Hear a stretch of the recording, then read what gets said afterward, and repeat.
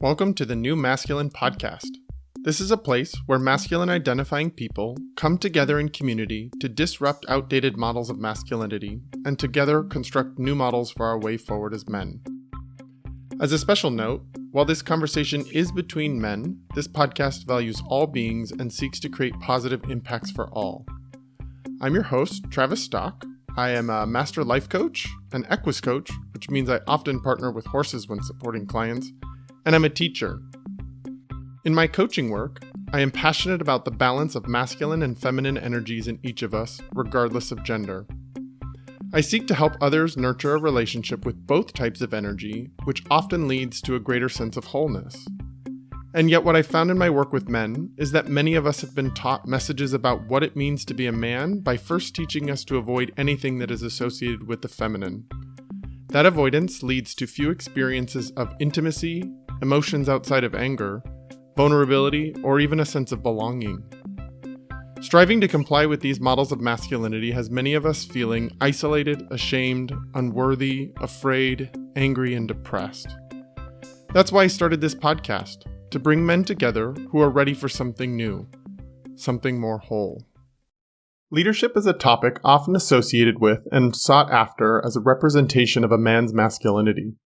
Whether you are the head of your household, the head of an organization, or leading a political movement, many of us define our worth and value by the power inherent in leadership.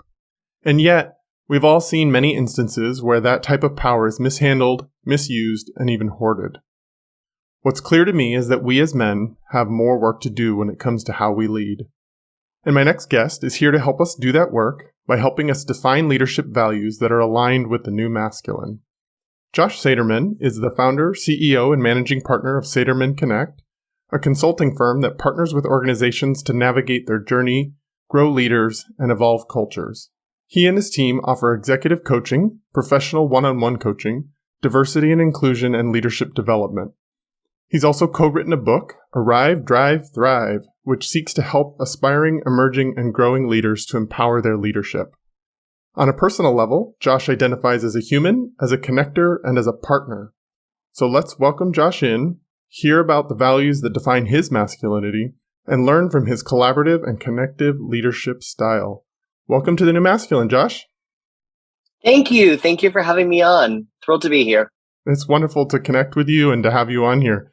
Is there anything that I didn't mention in the introduction to this podcast that you think is important for people to know before we jump into this? I think it's important for people to know I'm joyful and that I am a ball of energy and that I love what I do. And so that covers a lot. But we'll dive into that as we talk. So all good. I have a strong assumption that people will pick up from that just hearing you speak today. They don't get the visual representation like I do while we're recording this, but I'm sure people will hear that in your voice, both those things.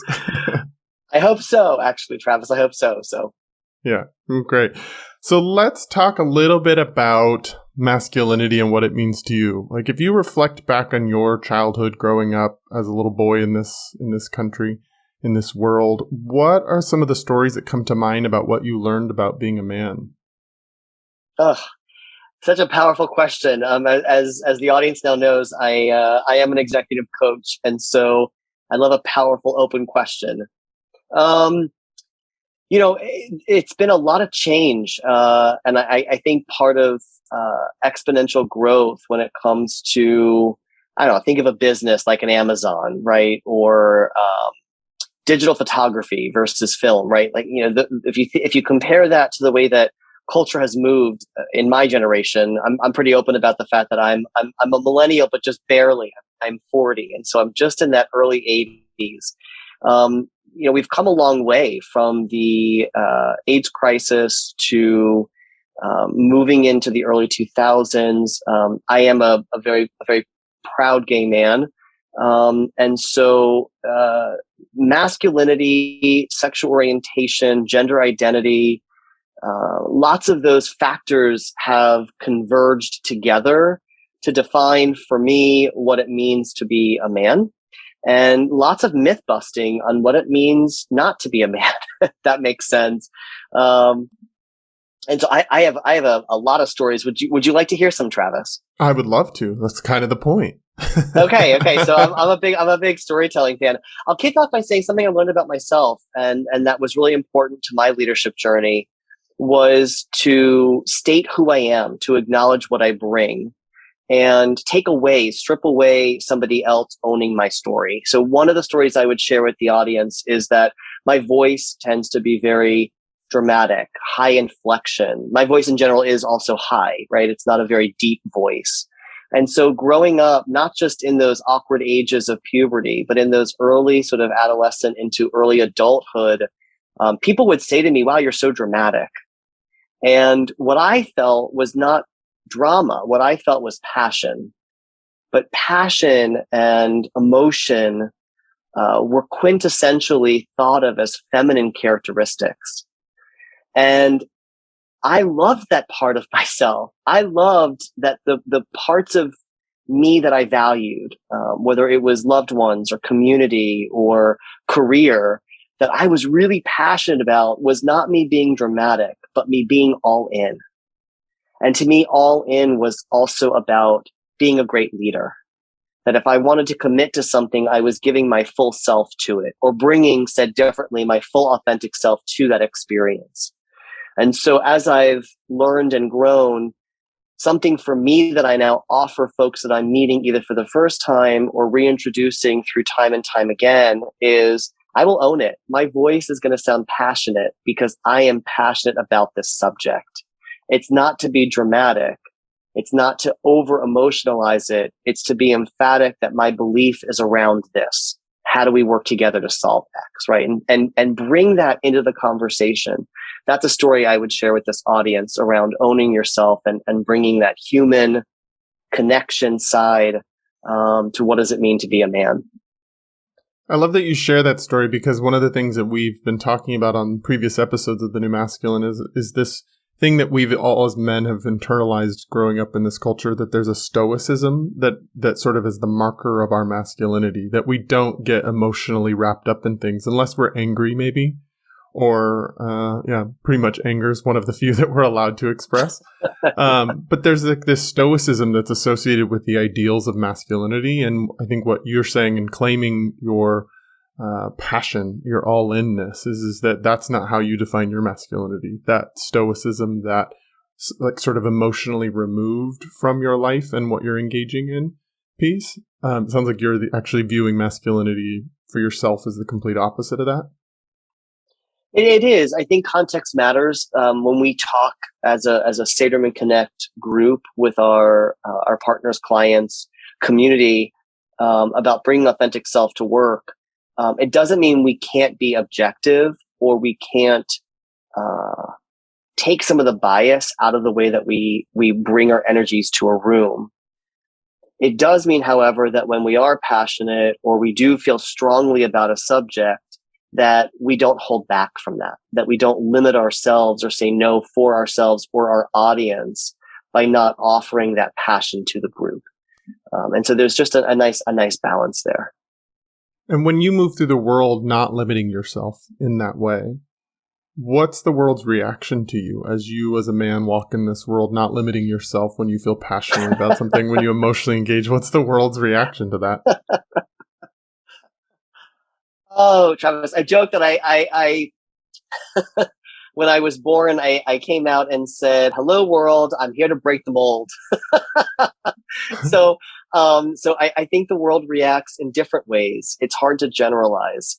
I think part of my personality is building deep relationships. I call myself a connector, which is why the company is called Saterman Connect.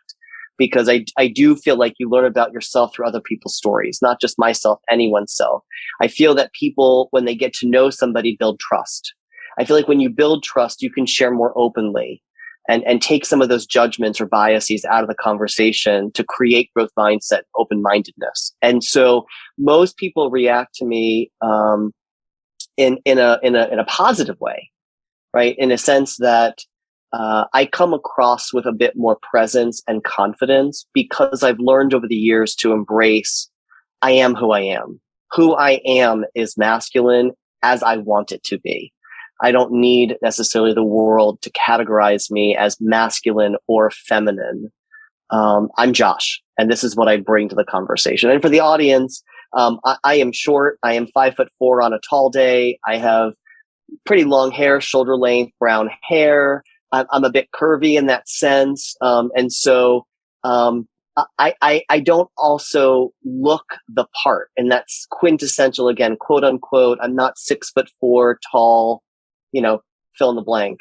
And so my masculine, just from a visual perspective, before I've even opened my mouth, is also quite different than what somebody might picture if they close their eyes and picture what does a man look like. So I would offer that to the audience, just to say that that's also a dimension of my diversity that's part of this journey. And so you have such clear understanding of how the world could see you. From what I'm hearing from you in this is that you have a clear understanding of how the world could see you. You have a clear understanding of self and ability to claim self, and to locate self independently from the viewpoints of other people. My hunch is, based on also being a gay boy in this world, is that you didn't always probably have that sort of same success in being able to just claim who you are, that there might have been some challenges or some conflict that arose for you, or tension that arose for you growing up, trying to embody your own version of masculinity, your own self as a being that has value and worth. Tell me where I'm wrong.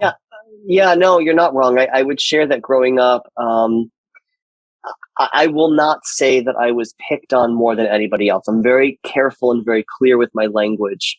My story is mine. It is unique in that sense, but I wouldn't offer that mine is more or less, I would say, extreme.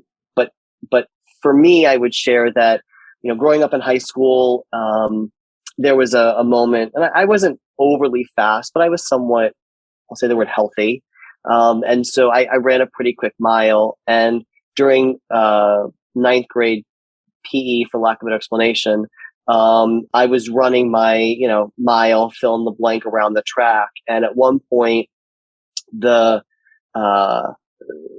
group of bullies decided that it was appropriate that as I came across that starting point each and every time in those laps, would chase after me and try and either tackle me or pull my pants down or do something that was disrespectful, that was rude. And the coach with the clipboard, quintessential, again, iconic sort of man, and that sense of picture, was laughing. Right. So here we are, as a ninth grader, a young guy, not sure that I was gay, not sure who I was, not hitting my stride as a leader, just a kid, and being bullied, right? And so I don't say that story because it's unique in that sense. I'm sure many people have faced parts of what that looked like. But growing up, people would say, why do you walk that way, or why do you talk that way, or I liked to dress, not in an eclectic way. I was a very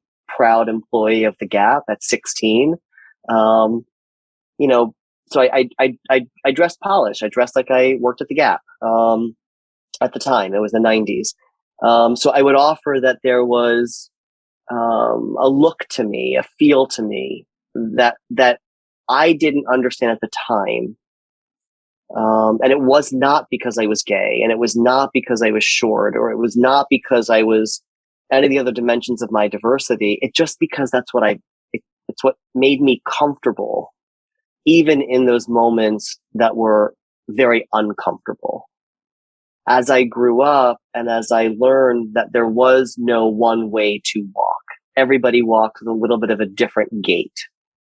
As I learned that I wasn't the only one being picked on in high school. There were many people being picked on in high school for lots of ridiculous reasons.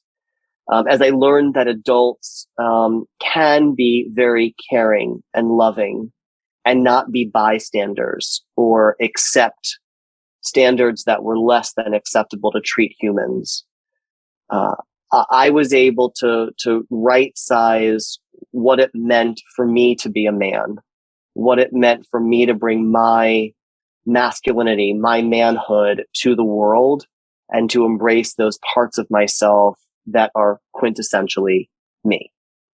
And so who were those adults or those people in your life that were helping you evolve that perspective to be able to see that there wasn't one way of walking, that there wasn't one way to be a man, that there wasn't one way to sort of engage with what we perceive as difference? Like you described some of that hazing and that sort of picking on that most of us boys have experienced at different times. It's pretty normal in boy culture.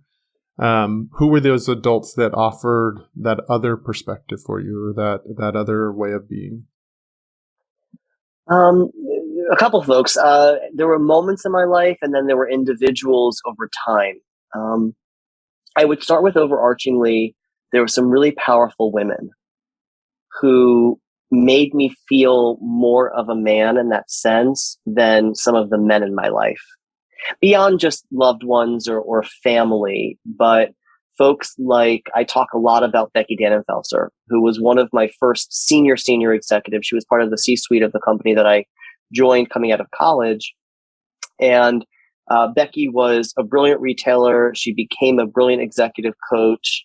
I do talk about the fact that she unfortunately lost her battle to breast cancer. And even in those, 6, 7, 8 years of struggling with that, demonstrated what it was like to be a human, to be a leader. She taught me a lot about how to be yourself, how to carve out your own space. And through that, explore the journey of what it means to be a man on your terms. Bring that to the world. Lead by example by offering that, not with caveats or asterisks, but just be you and allow you to set the stage for what does it mean to be a man. So Becky has been a part of my journey in many ways.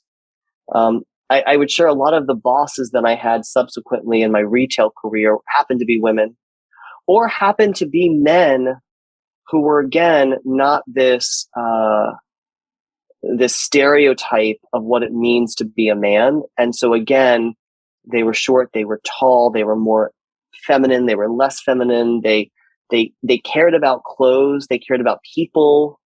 Right. So again, it broke down that stereotype of being a man has to mean X, whatever X was, fill in the blank, depending on who's reflecting on it. I would say there were moments for me. I remember being in camp. I don't ever discount some of the privilege that I had growing up and still have today. And one of the access points that I had was going to summer camp. And in that summer camp experience, there was a moment probably in the early 90s where I was a teenager, and I still remember his name. I won't share it necessarily just to keep things somewhat confidential for that individual, but this man who I met once at summer camp talked about being gay, having HIV, and living his life. And at the moment, I really didn't know what gay meant. I was still too young to fully understand boys, girls, men, women, spectrum of sexuality. It was still beneath me in that sense of knowledge or understanding. What I did know is that this man was brave. He was standing in front of young people. He was talking about his experience openly. And there was such guts. There was such confidence. And I would love to find this person and hopefully in my life to be able to offer gratitude and grace and respect to the fact that he set the tone for himself on what it meant to be a leader, to be a man, to share openly, to leave some of those unconscious biases to the wayside or at least have awareness around them. And so there are moments like that in my life where this individual, Becky, many of the bosses that I've had, opened me up to perspectives and different angles to look at who you are as a human and bring that with you. Bring that uniqueness of who you are to all the conversations, all the meetings, all of the passions that you want to accomplish in your life. What I'm struck by while listening to you is that you have this more freedom from the rules of masculinity than I think most men have. Like, I even reflect on myself. I'm having these conversations all the time. This is the focus of a lot of my work. This has been my own personal journey. And I can still see myself caught up in some of the ways that I need to be representing myself as a man in this world to show my masculinity. And in your storytelling, I hear this freedom to really just self-define and really choose, like, coming into the world as a man on your own terms. Like, I'm just struck by the level of freedom that you have. Do you see that in yourself, or is that just something that I'm romanticizing in my head as I listen to you? Well, I am human. I always have the moments. I shouldn't say always. I do have, as a human, the moments of confidence. Am I fill in the blank X, Y, or Z? Which I'll fill in those blanks in a moment. At the same time, just to laugh about it. I mean, I will be literally in a men's restroom where there are urinals, and I will be at the urinal. I mean, I'm talking sport games, restaurants, doesn't matter. You name it. Doesn't matter if it's North, South, New York City, heart of Alabama, doesn't matter. Right. And I am standing at the urinal and I am using the restroom appropriately. And a man will walk in and sort of do the stutter step. I'm so sorry. And walk out of the restroom. Or I'll be entering the door and somebody will yell behind me, "Wrong restroom," and I laugh about it. I have to laugh about it because it's a little ridiculous. I can read a sign. Yes, people may walk into the wrong door. And so I appreciate that folks may be trying to save someone, myself included, maybe a little bit of embarrassment. And at the same time, it happens more often than I could even tell you on our conversation today. And so you have to laugh about it because there's something ironic. Again, remember, short, 5'4", a little curvy, long hair, right? I bring myself. That part of who I am, I have had to, if there's no option over time, get more comfortable with, because life is precious and life is short. I've learned that lesson through all of these folks, including Becky, who I talked about, who lost her life too short. Right. So what does it help me to live in a moment where I'm not happy in my own skin? That being said, there are moments when, is it annoying to be at the restroom and turn around and be like, "Guy, I'm a dude. Like, let me explain to you how genitalia work." Like, it wouldn't work standing at a urinal if I didn't have the right equipment, right? So there's some moments of levity to it in the seriousness of it, right? I would share, just to circle back, Travis, I would share that I am a CEO. I'm a co-chair of a nonprofit board. I'm the president of my condo board. I do a lot, and I like to be involved. And there are moments where I say to myself, am I able to steer folks this way? Are people responsive to that? Are people enjoying my leadership? Am I bringing openness to the conversation? Am I listening enough? Am I acting with courage? Am I sharing enough vulnerability? I think there are always moments as a human where you question. Part of the reason why I wanted to become a coach and why I wanted credentials in diversity and inclusion is I also wanted to get better as a human, as a leader, about leading conscientiously, about being self-aware, about staying in a moment of vulnerability is a sign of strength. And we can go through all the greats, from Brene Brown to Simon Sinek to fill in the blank on all of those great leaders that are out there that share that with the world. And so how do I also represent that?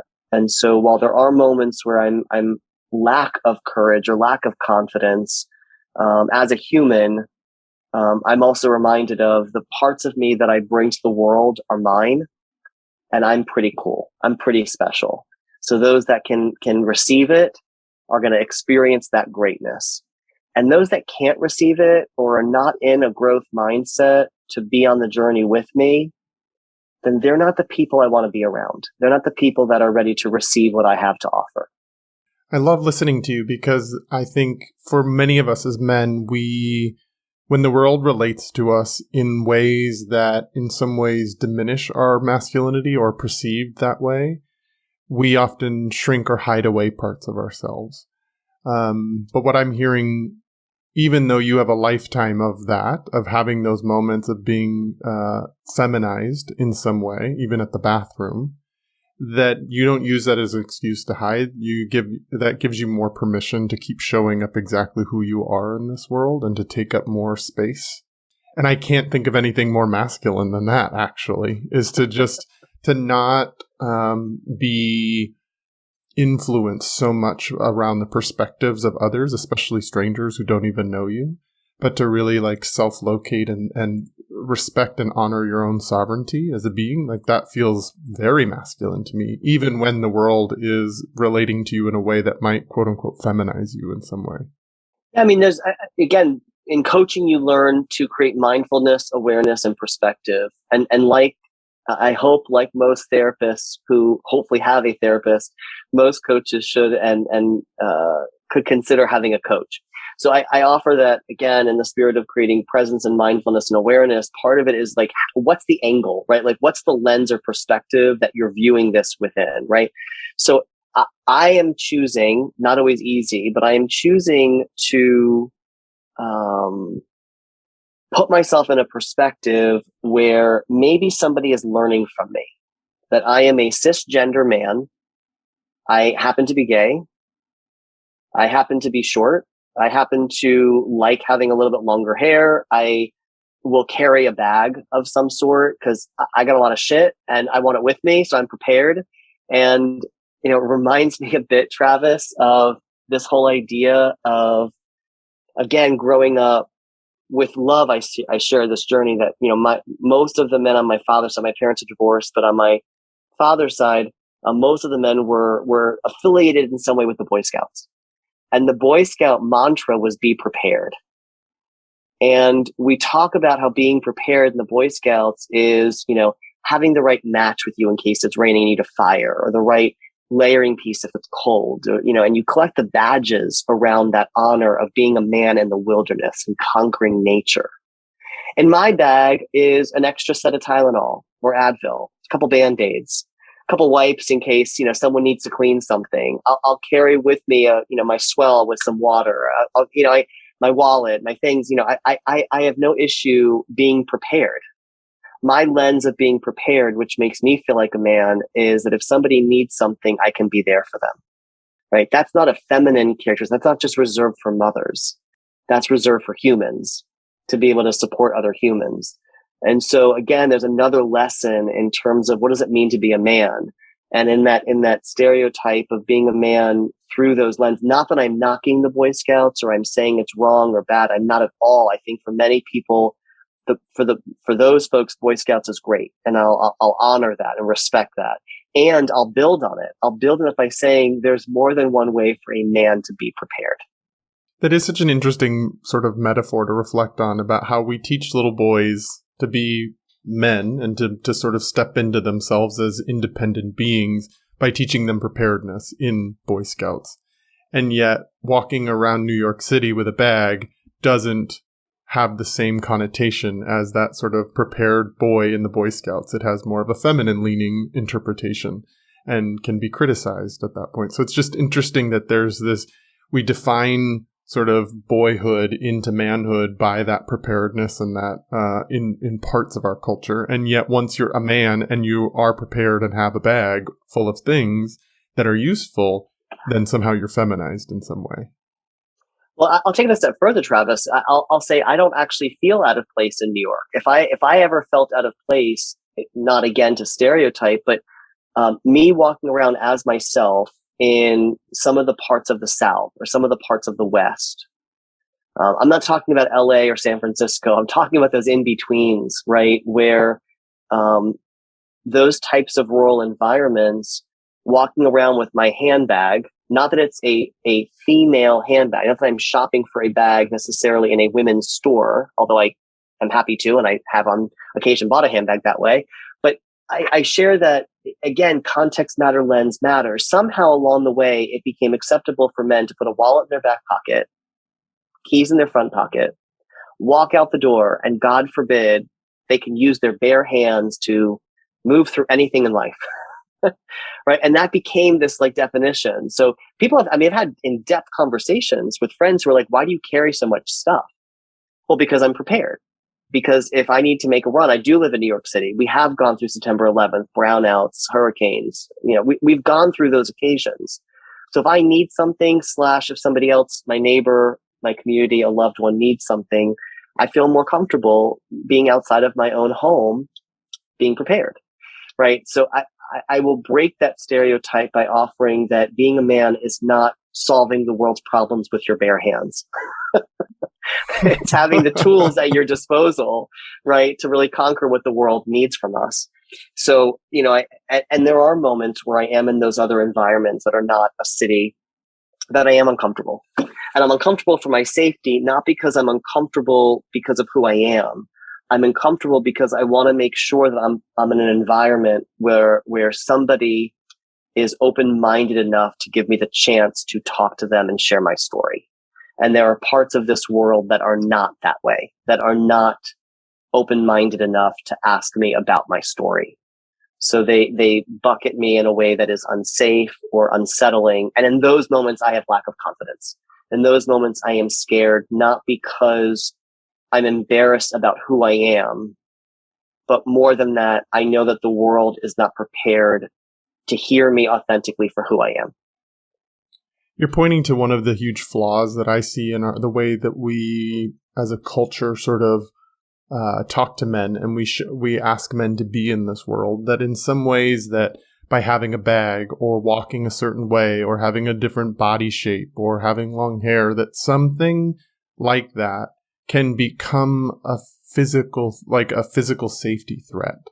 That at some point, that if you represent yourself in any of these ways that we have now classified as feminine, that now your physical safety is at risk.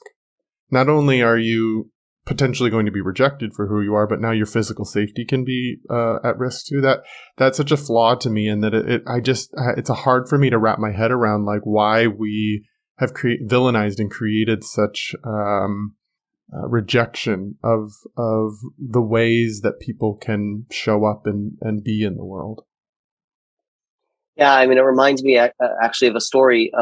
Again, not to call out a particular state, trying to balance that idea of thoughtful and transparent and holding people accountable, and also, but I was working with a client, and I was given an opportunity to travel to a state to do some work, and to do some learning. So it was really some amazingness for me, because I would learn, grow, add value, and have a new experience. Unfortunately, the state had just recently, at the time, passed a law that doctors could make the decision not to operate on me because I was gay. Not a reflection on am I a man or a woman, right? Not in that cisgender, transgender sort of arena, but more based on orientation, they could make that decision. And again, first of all, that's an invisible dimension of my diversity. I do not, just so that the audience knows, I don't have a rainbow flag tattooed to my forehead, right? You'd have to ask me, other than the fact that, I'm married to a man, am I gay, right? And I had to make the decision not to travel, because the reality is that if I got to that state and I had, I don't know, appendicitis, fill in the blank, and I needed to be at a hospital, was I willing to take the risk from a health perspective to have somebody not operate on me strictly because I was gay? And the answer is no. The answer is that is something that population of that state should be uberly aware of. And by the way, if they don't want me there, that's fine. That's okay too. Right? But let's have that conversation and be direct about it and transparent about it and bring that to the conversation, because I would welcome any human to New York in the spirit of healthy conversation and thoughtfulness, not anything else, but from the standpoint of, I wouldn't want to limit somebody from coming to the New York area, because we wouldn't operate on them if they needed us to, right? Like, that's just not how my brain thinks. It's such a relevant example right now in the current world that we live in with COVID going on. It's right. Like, what if you were traveling in that state and you got COVID? All of a sudden you test positive and now you're having symptoms and you get short of breath, and then you now have to go to the hospital and receive care, but you're in that state, and potentially you don't get cared for because of something that's beyond your control, out of your control. And as you were saying, it's not something that somebody would have to probably make an assumption rather than actually knowing whether you are gay or not. Like if you're in that kind of health crisis, it's probably not the first thing you're going to tell your doctor that you're gay. And you're going to be talking about how you can't breathe and you can't get oxygen. And so then that doctor can now make an assumption based on his or her perspective of you, and then keep care from you. It's a pretty tough reality for me to even, like, I'm such a values driven person that's just such a clash with my values that it's hard for me to even like make sense of that. Yeah, I mean, again, just for storytelling and current events, there's a man that thinks it's funny, and again, I don't want to necessarily get into the politics of it because I don't think masks or COVID health are politics, and we've way over politicized it. It's about human health and about valuing humanity. But there's a man who thinks it's funny to get onto an environment. I don't know if it's a plane or a train or whatever it is, and he's wearing a red women's thong on his face as a replacement for a mask, to talk about how ridiculous it is. And the first thought I had when I saw this article, right, wrong, or indifferent, was, why isn't this man taking his own nasty Fruit of the Looms off of his body and wearing them on his face versus a woman's red thong? How ridiculous of it that he's not only doing something ridiculous and risking people's health, but he's also not taking his own underwear and doing this. He's taking somebody else's and doing this. So, and again, I come back to that underlying conversation you started with is what does leadership mean? You know, what does it mean in the context of being a man, and what does it mean to be a man and to lead by example? And, you know, there's just some really awkward things, I'll call them awkward, bizarre things that are happening in our world today that are getting confused with what does it mean to be a man. Right. And So I shared true. a couple of the examples I'm having in my brain. That's so true. And I think there's validity and importance to talking about those things and pointing to some of the places where it's like, why is, and like, so that we can start to question, why is this being associated with manhood or masculinity? And yet one of the values of this podcast, and one of my values that I bring into it, is that yes, we can look at those things, but then we're also going to turn our gaze towards the future and where we're headed, and really reflect on where we want to be as men, what are our new ideals and our values. And so I'd love to start pulling you out on some of that. You very clearly are somebody that can define self, that can show up in the world with your own values and clarity about who you are rather than who you're supposed to be. I'm guessing that's also true of your leadership style. So I'd love to hear how you define your leadership style, and maybe what are some of the values that are embedded within it. What a great question. It took me a minute to gain the confidence on my leadership style. I won't say more so than masculinity. I would just say that it took me a minute to wrap my head around, what does it mean to bring my authentic leadership self to the room?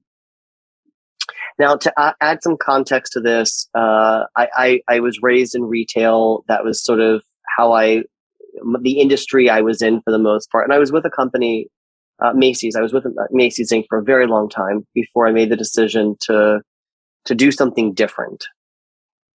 And I decided to do something different. Again, you know, I talk a lot about mentors. Molly Langenstein is a mentor of mine. It's in our book. It's something I've written articles about in terms of Becky and Molly and people like Jill Katz and many others who brought their journeys into the interactions I had with them in retail. Through those experiences I had, I became very exposed to diverse thinking. There was no leader I had, no mentor per se that I had that directly said, you know, great leadership is also about diverse thinking. Not that I remember. Maybe they said it and I just didn't catch on to it, but nobody really shared that in a way that, you know, hit my brain as a memory. So as I was learning my leadership style, I was thinking about, what did it mean to honor diverse thinking? That opened my mind up a lot to the world of diversity, equity, inclusion, and belonging. So many people look at that lens through a lens of race or a lens of gender or a lens of orientation, fill in the blank on the ism, right? And all of those isms are incredibly important and meaningful, critical to the diversity, equity, inclusion, and belonging conversation. And we have many dimensions to our diversity. So I share that context to now fast forward. I left corporate in the sense to begin something new in corporate. We launched Saterman Connect because we wanted to bring 6 core values to the clients, the communities, people that we interacted with and had the pleasure of serving and being a part of their organizations. We wanted to bring balance. We wanted to bring conscientiousness. We wanted to bring courage, growth mindset, safety, and vulnerability to a leadership journey. We wanted to bring those values because those are the values that I wish I had early in my career. I wish I had more courage to speak up. I wish I had more vulnerability to share where I was feeling insecure. I wish I had more safety to feel that I could offer feedback in a judgment-free way. Right? I wish I had balance to be able to clean my brain to then work harder and celebrate the wins, the achievements, the mistakes in my working journey. So I think part of it is life. I think part of it is circumstance. I think part of it is individuality. For me, it took me a moment to absorb all of that, let it sink in, marinate in it for a minute. And I am now very proud of the work that our company is doing. I'm very proud with my growth and my learnings. I have a lot more to learn, a lot more to grow. At the same time, I feel great about what I'm learning. And that's part of my leadership model too.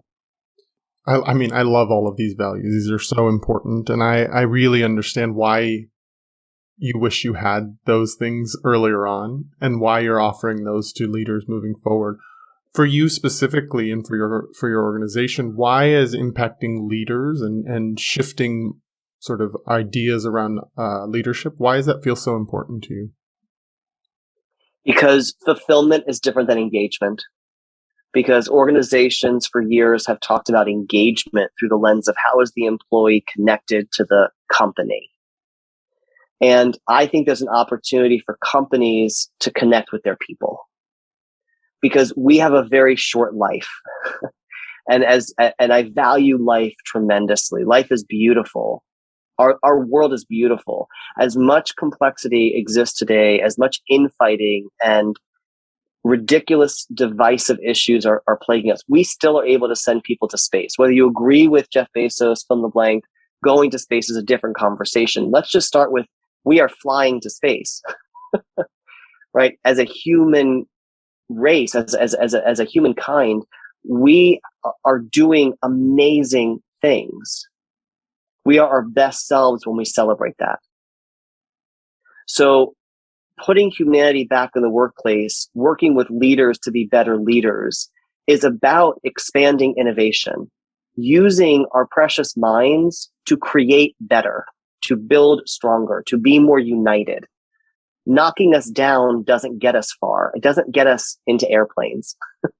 Working together is what makes an airplane fly. So as much as I'm on a soapbox and I know it, I am super, and again, now you hear it come full circle in our time together. I'm passionate about this.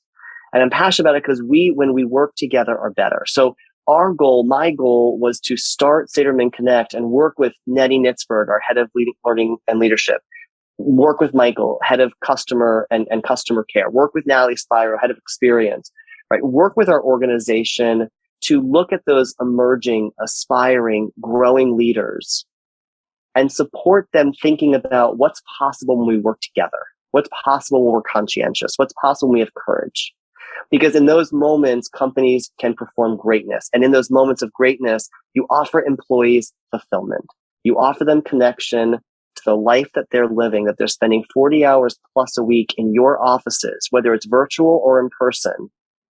How do you create connection and make it significant so that they live beautiful, valued lives? That's what we do. It seems like connection is such an important part of the work that you do. I remember your LinkedIn profile. You talk about being being a connector as one of your superpowers. You talk a lot about connection. You self-identify within that, and you're really leading with that place. It sort of flies in the face of what we often think of as masculine leadership. Often, I don't necessarily think our models have necessarily been very connective or connection-based.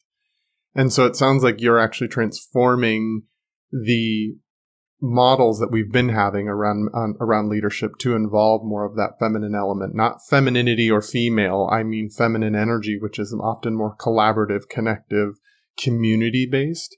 And that is a big part of where not only we as individual men are shifting, but where our like work and corporate cultures need to shift to.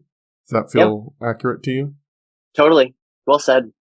And what do you think are the benefits of having more of a corporate world or a business world that values connection and that also is really moving out of engagement into more of a fulfillment style for people? To me, it's very straightforward. It's just, again, it comes back to the values around it is accomplishing great work, accomplishing great goals. I very rarely coach somebody and ask, what is something you'd love to accomplish? And that individual says nothing, right? What makes humans so unique is their ability to have ambition and their ability to want to accomplish something. Whether it's, a relationship, whether it's, something in a career, whether it's becoming a parent, or giving back to an elder or a younger, it doesn't matter, right? There's something that drives humans. And so how do we as leaders support that? Understand. And so I often, whether it's in a coaching engagement, a life engagement, I will ask these 3 questions, and I didn't make them up. I was taught them over the years. And again, I give a lot of credit to my mentors and leaders that came before me that educated me on these questions. And these questions is what motivates you? What does success look like for you? And how do you like to be recognized?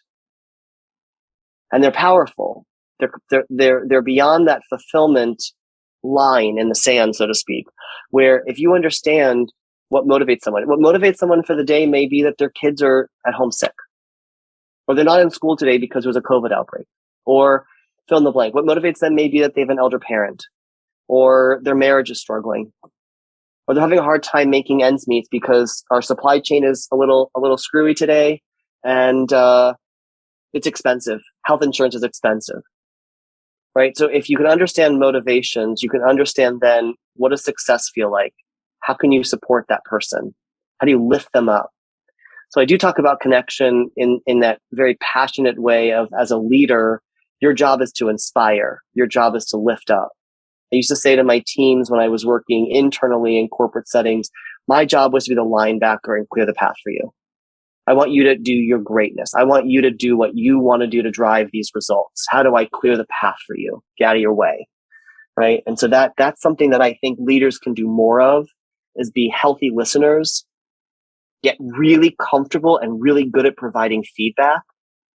Don't be afraid of a tough conversation. Lean into the tough conversation so you get more clarity on what motivates, what feels successful, and how do you recognize somebody for their talents. So those are attributes, values, or I'll call them even skills, that leaders can get better at, that can create more heightened connection. So to me, it is feminine in that sense of what is a stereotype around it. To me, we have an obligation as leaders in this space to move it to, these are the hallmark attributes of being a great leader. Yeah, I couldn't agree more. And to continue applying it to real world examples is like, we are in the middle of a time frame where our work life and our job market is turning in on itself. There's the great resignation where people are leaving jobs and places are having a hard time really filling roles and to actually have enough staff to work at different places. And I don't necessarily see a lot of listening going on around what's caused that. Why are people choosing to not re-enter the workforce? What would help them actually be able to rejoin the workforce? I see a lot of like, we'll maybe throw some extra money at people, but there actually isn't a whole lot of listening to what is the motivation behind this great shift we're going through as a culture around work. We had a big disruptor come through that put us all mostly working from home. Not everybody was able to do that, but many of us were disrupted in those ways. And so what are we actually learning from this big disruption? And more listening, I think, needs to happen so that we can actually start to evolve into this next iteration rather than continuing to try to force it to be what it used to be. Yeah, there's always these moments. I'm a big fan of history, not to be, in a sense, stuck in the past, but to understand what's happened in the past, to think about what could happen, what are the possibilities for our future. And you can see that even in humankind over the years where there have been setbacks, war, genocide, any of the horrible things that we're capable of doing to each other, you also see the progress that comes out of that, sort of the expression out of the ashes. And in some ways, my hope for our world in these ashes of COVID is that we remember that life is short and life is precious. And how do we maximize the time that we have? And so one of the things that we're hearing a lot from organizations, whether we're just in conversations or we're moving into partnership, is people are asking us, what's your inclusion strategy? People are asking us, what does it mean to have balance and work remotely? What does it mean to, and we've seen the trend. If you look back at the writing on the wall, we've seen the trends, right? That working from home was not invented from COVID. Zoom existed before COVID. Microsoft Teams existed before COVID, right? The concept of endless vacation, right? Like unlimited vacation versus you only get 2 weeks existed before COVID. It was this undercurrent of humans at work trying to get it all done. Be parents, be community members, be loved ones, be in a workplace environment, commit to a career, right? And so, yeah, I feel very passionate that if we can have one learn that comes out of this is how do we make the work environment a bit more human? How do we as leaders start thinking about masculine energy as being connected to those? I don't like the old framework of soft skills.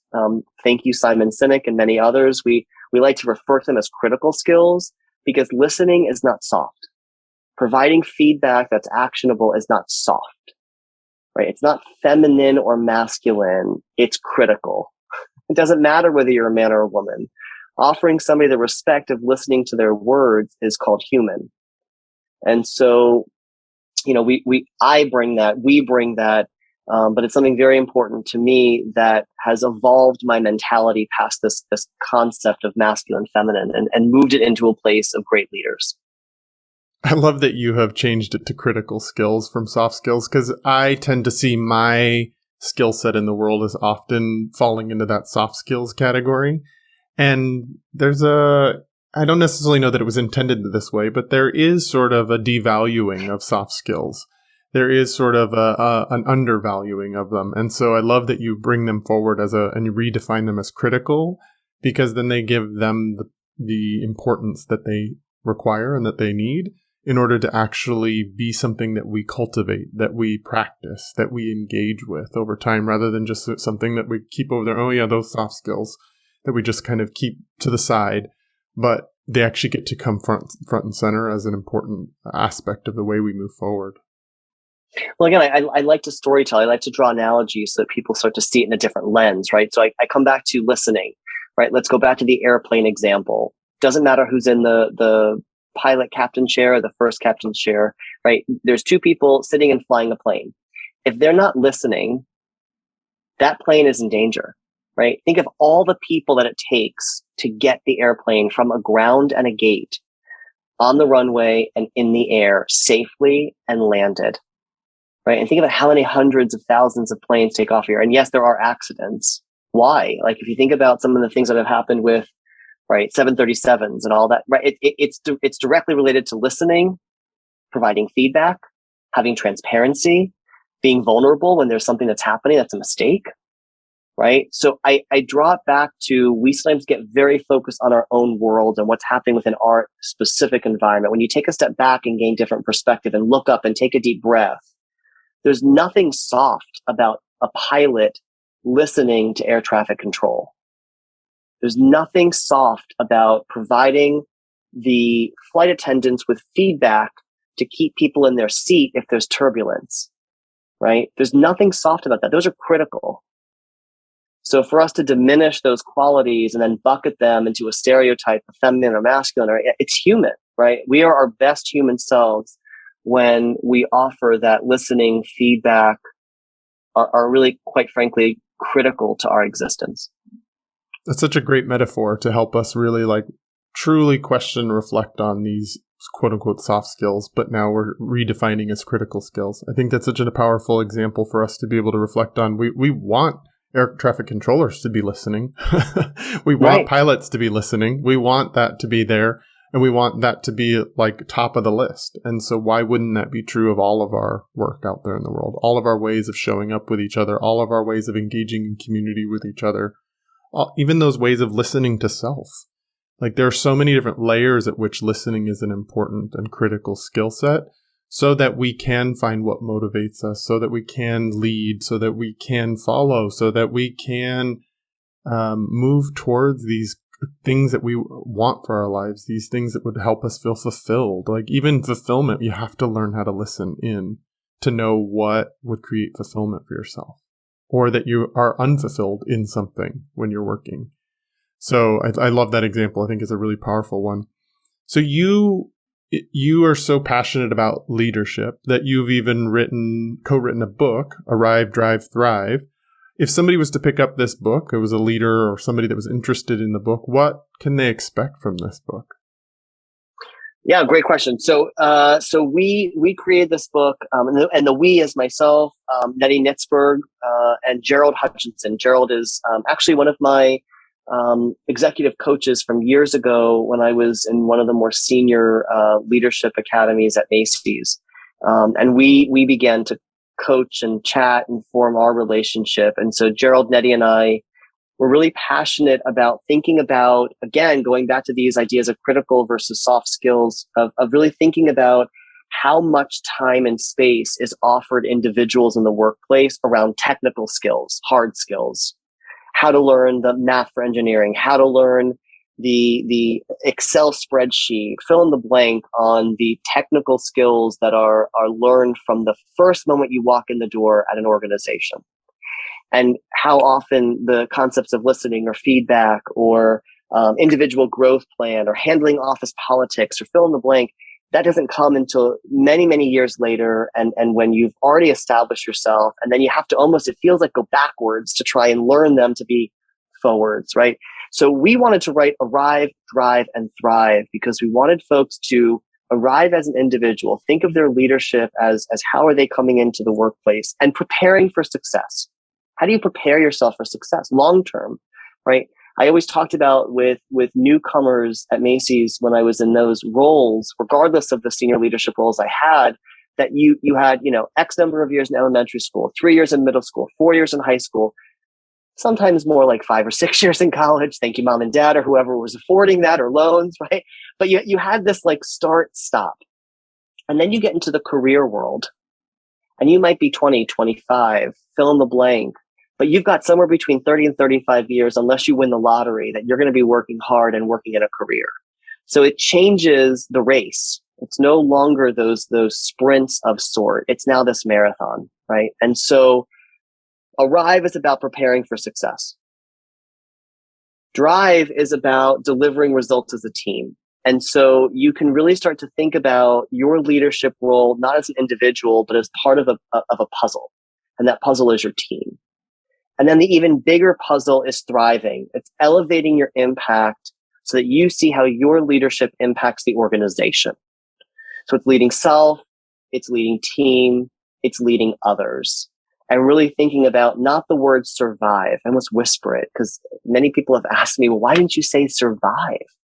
I said, because it's not about survival. It's about thriving. It's about looking back on your career and seeing all the ways that you've added value to people. Because those people that you've met along the way in your 10, 15, 20, 35 years of a career, that's your mark.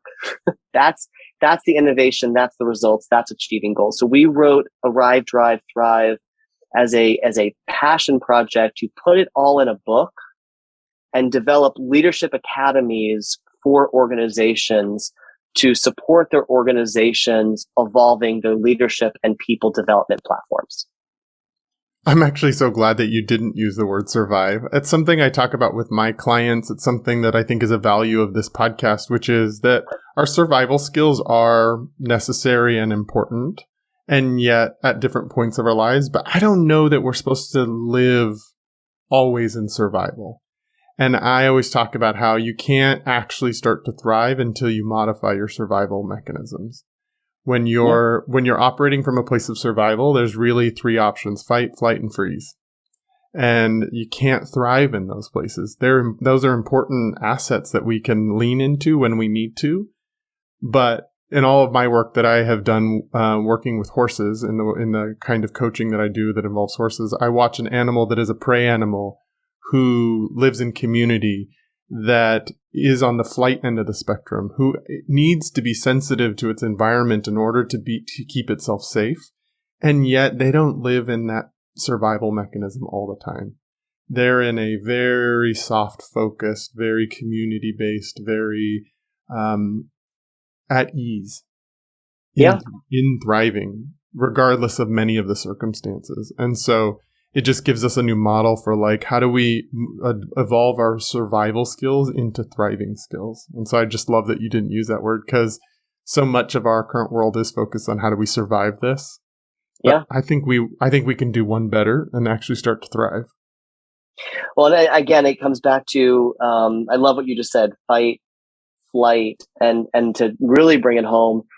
Part of what this is about is being prepared. Is how do you, from a very beginning part of your journey, we don't want to leave those emerging, aspiring, growing leaders behind and save all of leadership development for the most senior leaders. We want to embed and support organizations really investing in their leaders from the beginning of that leadership journey. So it's really about also being prepared so that you know how to move next. I love that. I love how many full circle moments we've been able to have in this conversation. So yes. if you were going to give men who are leading at whatever level that they're leading in their lives, that could be on leading themselves as an individual, that could be at leading their family, that can be leading in their organizations, politics, any place that a man is leading. What if you could leave a man with one piece of advice, what would that piece of advice be? I do have one and a half. I do often share as a moment of levity that men and women, but men should also be very careful to never fry bacon in the nude. So I do often share that as just like a really good advice. Just keep it clean. We want to keep you safe. I also would share, if I had to put a mantra to it, free yourself. Nobody judges you more harshly than you judge yourself. So how do you surround yourself with people? How do you surround yourself with thoughtfulness to be you? Just be you and be open to what that looks like. And through that being you and through that vulnerability, I think men can offer a lot to this world. I know that today men, specifically white cisgender men, are feeling on the attack. And don't feel that way. The world has been really crazy for a long time. I should course correct myself. I don't like that word crazy. The world has been wild. The world has been complex for a very long time. Lean into it with the people that are going to support you and the people that are going to embrace you and help raise you up. You're not being blamed. The world has just been complex. And how do you help become part of the solutions and lean into those solutions? So those are my words of wisdom or words of advice I would share with men is free yourself, be you, and surround yourself with people that can help become part of the solutions to supporting our world. Really beautifully said. Thank you for offering that. If people are interested in finding out more about you, about Saterman Connect, getting your book, how might they do so out there in the world? Love that. So first and foremost, you can find us at satermanconnect.com, Saterman Connect.com. Great place to just see all things Saterman Connect. Links to the book both an ebook and soft cover located on Amazon, and lots of places to reach out to us on the website to learn more about whether it's DEIB work, leadership development work, everything in between. We have an amazing team that is ready and excited to partner with you and your organization. And I could not recommend your organization more for people that are really interested in the values that we've talked about here today in our conversation. If you're looking for those strategies, go find Saterman Connect, because you are living in your value system. You're not preaching one thing and living in another way. I can see that you're living in that authentic way and that aligned way. And I always want to point to men who are doing that kind of work in the world, because we get a lot of examples of people out of alignment, but you showing up in the world fully in alignment, claiming your space and owning who you are as a free being in this world, I think is really beautiful. So thanks for joining me. Thanks for sharing your authenticity and the man that you are in this world. And thanks for offering the work that you offer in the world. Thank you for having me, and thanks to the audience for tuning in, and glad to be here. So thank you for the honor of being a part of this. Yeah, you're so welcome. And if you'd like to get in connection with me, you can go to my website at travisstock.com. You can email me directly at travisstock03@gmail.com. You can also find me on Instagram at traver03. That's where a lot of the ongoing conversations of the new masculine are going on. So feel free to find me at traver03 on Instagram. I'm also on Patreon. You can go to patreon.com/thenewmasculine. That's patreon.com/thenewmasculine in order to become a contributor and supporter of the New Masculine podcast. Thank you again so much, Josh, for joining me, and until our next episode.